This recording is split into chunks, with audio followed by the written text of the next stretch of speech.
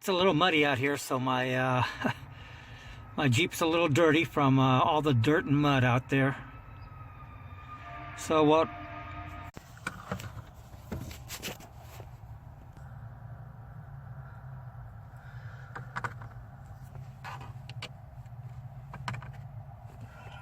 Do you see it? The clutch sensor? Yeah, I'm pushing down on it. I had to try and tie it down for right now.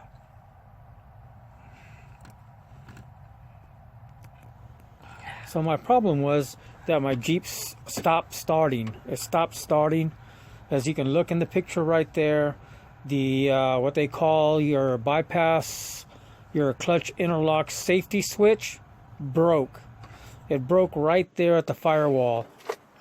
Anyway, to fix it, all you have to do is move your fuse from the 19th slot to the 20th slot, and it's right behind your glove compartment.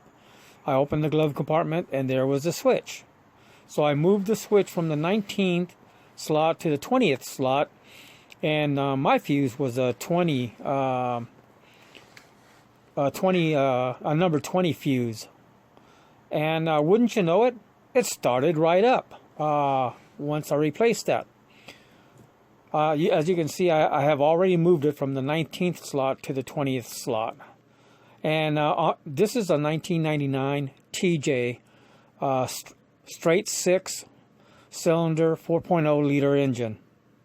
And I'm shocked. I'm shocked that it actually worked. I did not expect it to work.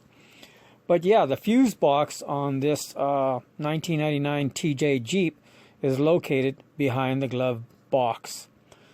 And in order to fix the problem that the Jeep won't start because the switch on the pedal, the bypass clutch interlock safety switch, had broke. And so, wow, I can't believe